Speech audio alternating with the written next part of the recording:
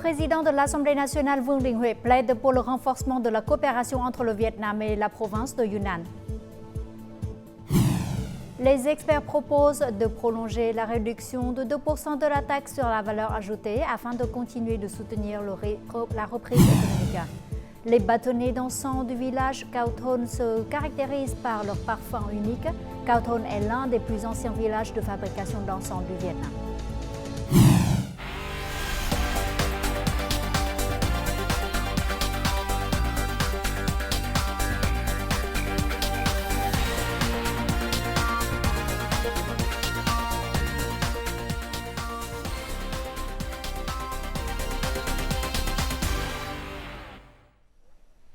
Mesdames et messieurs, bonjour, bienvenue au journal francophone. Le Premier ministre Phạm Minh Chính a reçu jeudi soir l'ambassadeur du Japon au Vietnam, Yamada Takeo, venu le saluer à l'occasion de la fin de son mandat au Vietnam. Le Premier ministre a félicité l'ambassadeur Yamada Takeo d'avoir accompli brillamment son mandat durant lequel le Vietnam et le Japon ont rehaussé leurs relations au niveau du partenariat stratégique intégral. Pendant la période du Covid-19, grâce aux efforts de l'ambassadeur Yamada Takeo, le Japon a été le premier pays à fournir des vaccins au Vietnam et lui a fait don de 7 millions de doses. L'ambassadeur Yamada Takeo a remercié le peuple vietnamien pour ses sentiments affectueux. Il a affirmé que, quel que soit le poste qu'il occupera, il fera de son mieux pour promouvoir les relations Vietnam-Japon.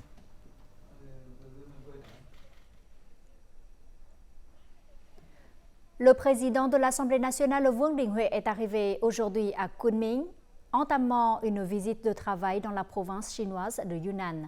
Il a eu une réunion avec le secrétaire du comité provincial du parti du Yunnan, Wang Ninh. Le Yunnan est le lieu où le président Ho Chi Minh et plusieurs dirigeants révolutionnaires vietnamiens opéraient autrefois. Vương Đình Huệ a souligné que l'Assemblée nationale vietnamienne était prête à accompagner et à soutenir la coopération décentralisée entre le Vietnam et la province de Yunnan. Il a suggéré que les deux parties intensifient les échanges à tous les niveaux, la coordination dans toutes les patrouilles aux frontières, la lutte contre le terrorisme et la criminalité transfrontalière, ainsi que la liaison ferroviaire et routière Kunming, Lào Cai, Hanoï, Haiphong. Un dialogue militaire entre le Vietnam et la Chine s'est tenu ce jeudi dans la province vietnamienne de Lào Cai dans le cadre de la 8e édition des échanges amicaux sur la défense à la frontière Vietnam-Chine. Le ministre vietnamien de la Défense Phan Van Giang et son homologue chinois Dong Jun ont coprésidé ce dialogue. Les deux ministres se sont réjouis de la coopération fructueuse en matière de défense ces derniers temps. Ils ont convenu de poursuivre la mise en œuvre de la déclaration commune pour rendre plus substantielle la coopération bilatérale en matière de défense et de sécurité. Ils ont aussi proposé d'intensifier les patrouilles conjointes dans le golfe du Bac Bo. Suite au dialogue, les deux ministères de la Défense ont signé un mémorandum sur l'établissement d'un dialogue direct entre la marine du Vietnam et le commandement de la région sud de l'armée de libération du peuple chinois. La réduction de 2% de la taxe sur la valeur ajoutée est considérée comme l'une des politiques de soutien les plus efficaces après le Covid-19. Cette politique contribue non seulement à stimuler la consommation et la reprise post-pandémique, mais elle a aussi donné un coup de pouce important à la croissance constante du PIB national. C'est sur cette base que les experts et les entreprises proposent d'envisager la prolongation de la réduction de la TVA jusqu'à la fin de cette année. Avec plus de 4000 points de vente et de nombreuses usines de transformation agricole, cette entreprise bénéficie rendement de la réduction de 2% de la taxe sur la valeur ajoutée au cours des 6 premiers mois de l'année. Nous pouvons proposer des programmes promotionnels pour attirer les clients et investir davantage dans les équipements et la main-d'œuvre. La réduction de 2% de la TVA a un effet immédiat sur les transactions. Les produits coûtent moins cher, ce qui stimule les achats. Alors que de nombreux pays du monde doivent faire face à une inflation croissante, la politique de réduction de la TVA aide le Vietnam à contrôler l'inflation. La consommation intérieure et les exportations sont stimulées. Les stocks de marchandises ont été libérés. Les bénéfices par produit ont augmenté. Près de 10 000 foyers se sont transformés en entreprises. Les coûts de production sont réduits et les plans d'affaires sont plus réalisables. Les entreprises ont un accès plus facile au crédit. Dans le contexte où l'économie nationale est toujours confrontée à de nombreux défis extérieurs, les experts estiment qu'il est nécessaire de poursuivre la mise en œuvre de la politique de réduction de la TVA. Les investissements privés restent encore très modestes par rapport aux années précédentes, de sorte que les réductions d'impôts et de frais doivent se poursuivre au cours des 6 derniers mois de l'année pour soutenir le redressement du secteur privé. Réduire la TVA, c'est la façon dont l'État partage les difficultés avec les entreprises et l'économie. Selon les calculs du ministère des Finances, la réduction de 2% de la TVA au cours du premier semestre de cette année devrait faire baisser d'environ 25 000 milliards de dong le budget d'État. Cependant, cette réduction d'impôts ainsi que d'autres solutions en termes de taxes, de frais et de charges ont aidé les entreprises à réduire effectivement le coût de production, à augmenter leurs bénéfices et à stimuler la demande, grâce à quoi la perception d'impôts sur le premier semestre a dépassé l'objectif fixé de plus de 10%. Les États-Unis constituent actuellement le deuxième marché d'exportation de crevettes vietnamiennes. Cependant, le département américain du commerce a récemment émis une nouvelle taxe anti-dumping sur les crevettes vietnamiennes. Tout de suite, reportage réalisé par notre correspondant de la VTV aux États-Unis. Dans les conclusions préliminaires récemment publiées, le département américain du commerce a déterminé que le taux d'imposition anti-dumping applicable aux entreprises vietnamiennes exportatrices de crevettes est de 2,84%. Le taux d'imposition pour une entreprise qui demande à se retirer du dossier est de 196,41%. Selon cette conclusion, par rapport à l'Inde et à l'Équateur, le taux d'imposition appliqué aux entreprises vietnamiennes est inférieur. Il faut souligner qu'il ne s'agit que d'une conclusion préliminaire. Tout peut changer lors de la conclusion lorsque le DOC procédera à une inspection sur place. Bien que le chiffre d'affaires des exportations de crevettes vers les États-Unis montre des signes d'amélioration en mars 2024, avec les taux d'imposition préliminaires mentionnés ci-dessus, nous ne pouvons pas être optimistes quant aux perspectives d'exportation de crevettes pour toute l'année 2024. Actuellement, il n'y a pas eu d'impact réel sur le marché. Ce supermarché importe des crevettes du Vietnam, d'Inde et d'Équateur, mais le prix de vente n'a pas encore changé. La quantité de marchandises actuellement en vente provient d'importations précédentes. Du 9 au 26 septembre 2024, les commandes de crevettes seront soumises à de nouvelles lois fiscales. Des difficultés surviendront dans les premiers mois et ensuite les choses suivront leur trajectoire. Dans quelques mois seulement, les crevettes vietnamiennes exportées vers les États-Unis atteindront un nouveau niveau de prix après la conclusion de l'enquête anti-subvention du gouvernement américain. Par conséquent, pour minimiser les impacts négatifs des barrières tarifaires, la crevette vietnamienne a besoin de nouvelles orientations. Minh Phú est la seule entreprise vietnamienne qui ne sera pas soumise cette fois-ci à une taxe anti-subvention supplémentaire. Basée dans le sud de la Californie il y a 20 ans, comprenant les risques du marché, cette entreprise a rapidement changé de stratégie pour éviter la course au prix. D'autres pays importent des crevettes aux États-Unis pour les vendre à des prix très bas. Nous devons donc avoir une stratégie, nous ne pouvons pas rivaliser à bas prix avec d'autres pays comme la crevette équatorienne et la crevette indienne. Notre nouvelle orientation de développement consiste à nous concentrer sur les produits à base de crevettes à valeur ajoutée et de haute qualité, à élargir les gammes de produits et à élargir la clientèle.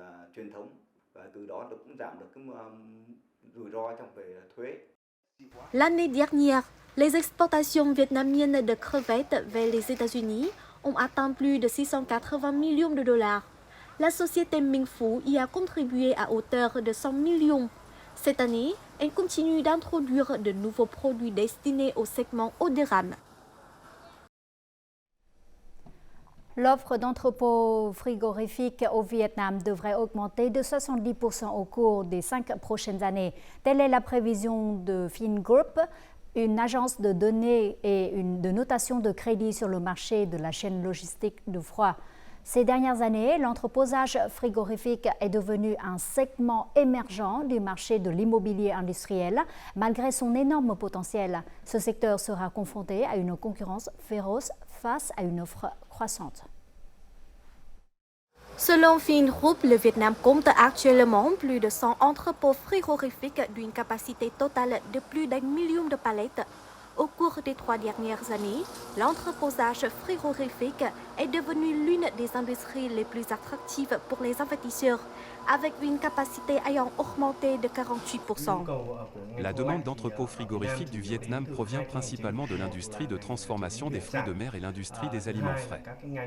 Ces deux secteurs représentent 70 à 80% de la demande totale en entreposage frigorifique.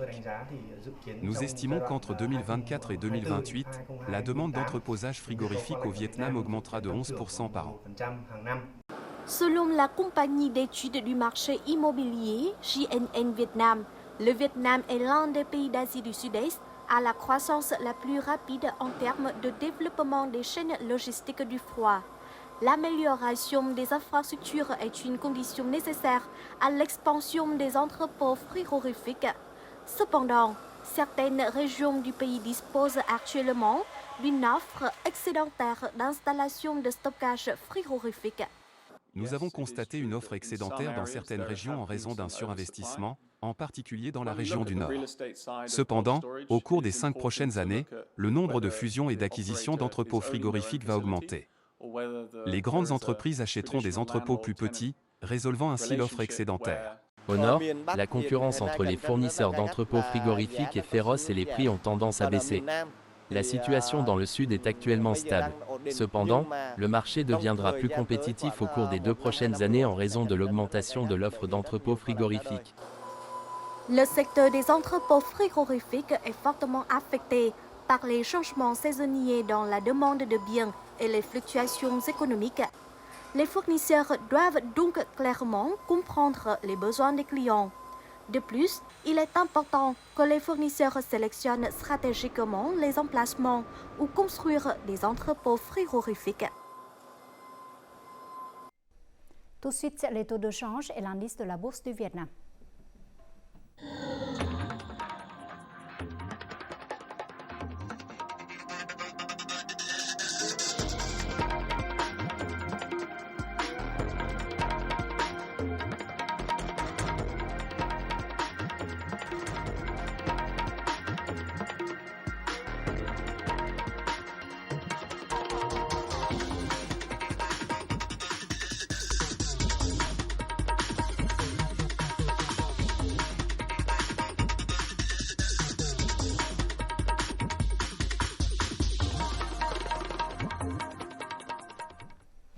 Ce jeudi matin, un symposium national sur la victoire de Dien Bien Phu a eu lieu dans la province de Dien Bien. L'événement a été organisé par le ministère de la Défense, la Commission centrale de communication et d'éducation, le ministère de la Sécurité publique, l'Académie politique nationale de Ho Chi Minh Ville et les autorités de la province de Dien Bien. Le symposium a mis en lumière la coordination des forces armées et de la population durant cette campagne, de même que l'aide des amis internationaux. Plus de 100 interventions ont contribué à approfondir la vision stratégique, réaffirmer la justesse de la direction du Parti communiste et du président Ho Chi Minh et honorer les mérites du compatriote et soldat pour remporter la victoire de Dien Bien Phu. Certains navires de pêche vietnamiens ont perdu le contact avec la terre ferme pendant plusieurs heures et les sanctions contre la pêche illégale dans de nombreux endroits ne sont pas vraiment adéquates. Telles sont les notes par la Commission européenne après sa 4e inspection relative à la suppression du carton jaune pour les fruits de mer vietnamiens l'année dernière.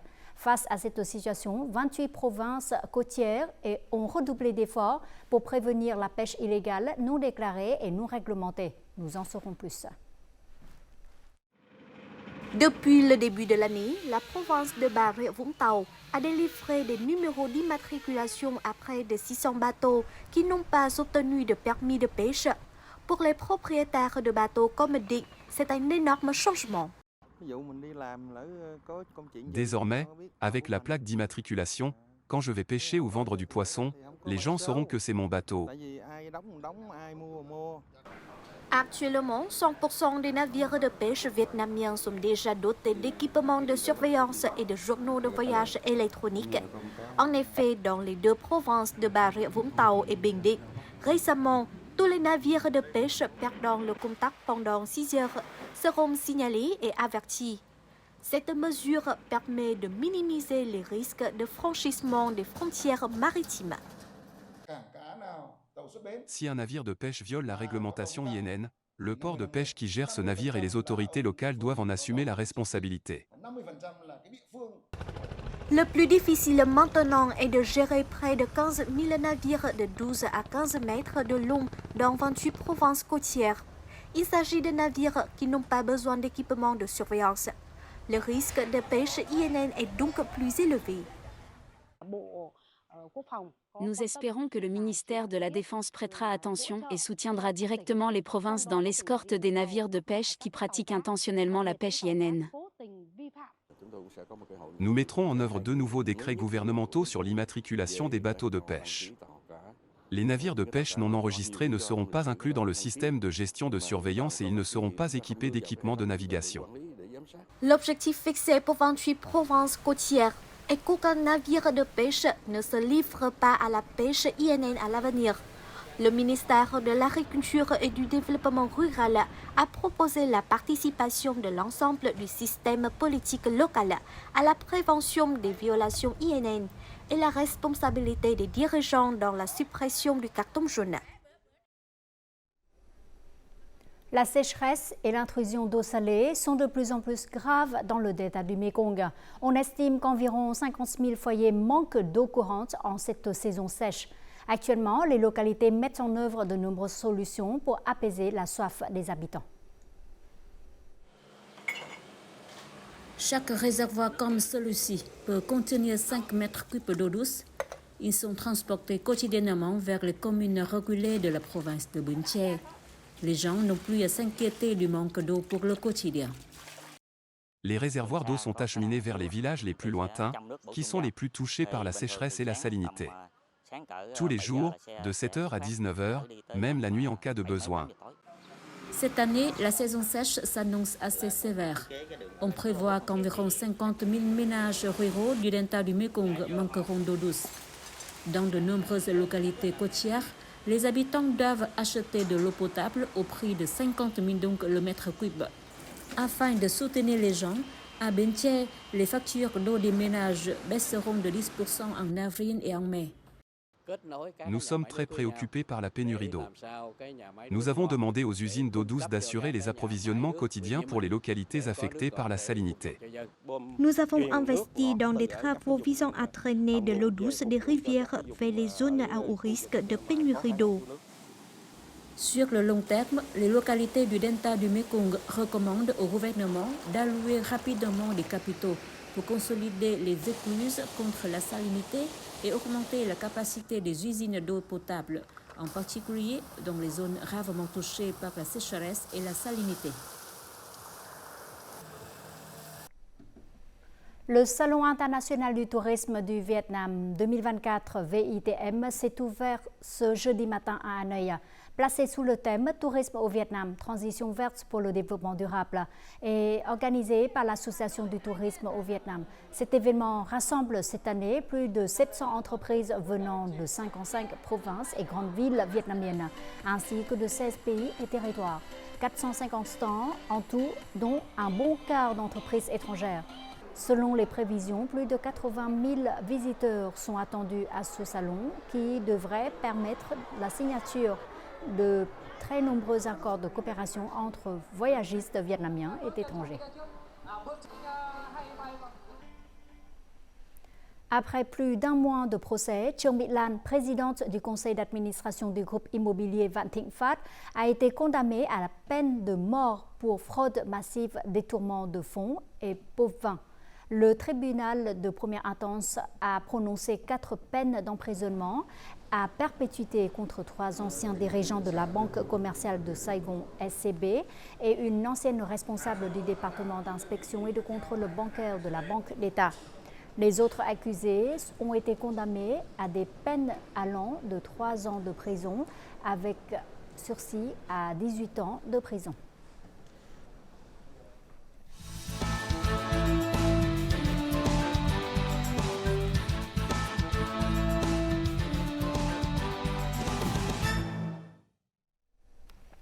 Situé à 40 km de Hanoï, le village de Cao Thon dans la province de Hưng Yên est l'un des plus anciens villages de fabrication d'encens du Vietnam.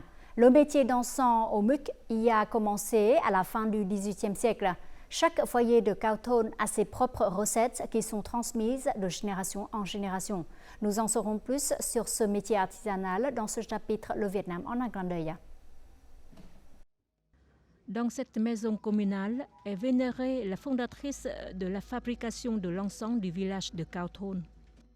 Dans notre village, il y avait autrefois une femme âgée nommée Dao, dont la famille du mari pratiquait depuis longtemps la fabrication d'encens. Elle a transmis le métier aux membres de sa famille et a partagé ses connaissances avec les autres habitants du village. La tradition de fabrication de l'encens dans notre communauté est profondément liée à la spiritualité.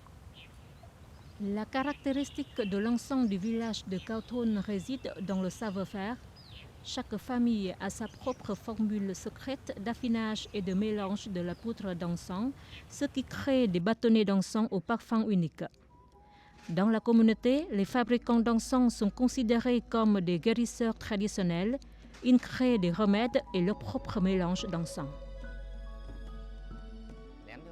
Un bâtonnet d'encens au musc du village de Cao Thon est fabriqué à partir d'un mélange d'herbes et dégage un arôme très délicat.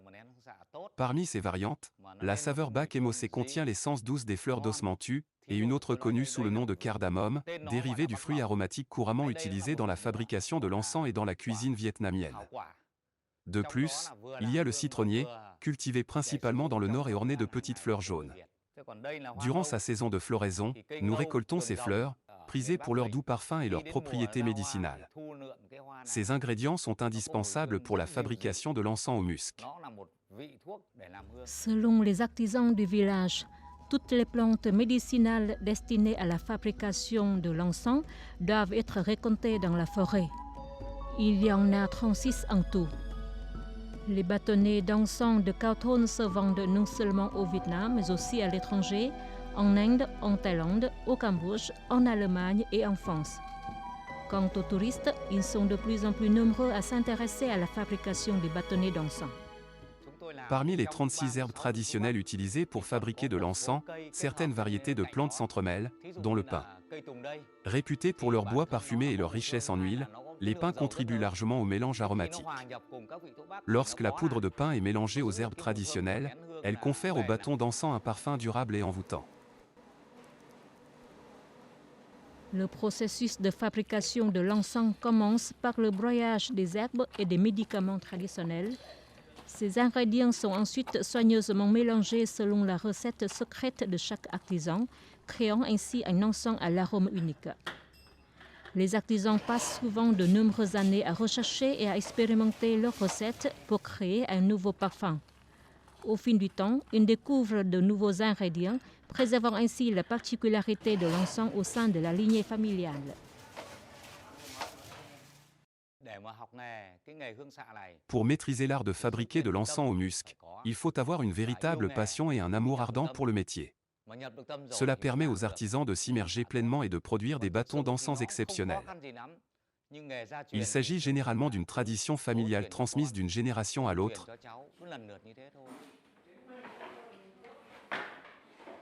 Dans ce village de métiers traditionnels, les fabricants d'encens sont considérés comme des spécialistes, non seulement dans la création de parfums et le mélange d'ingrédients, mais aussi dans le sens artistique. À l'heure actuelle, ces villages ont commencé à intégrer des machines dans le processus de production. Cependant, la fabrication artisanale de bâtonnets d'encens se perpétue. Ensemble, les villageois s'efforcent de préserver l'essence, l'authenticité et le charme rustique de leur artisanat ancestral.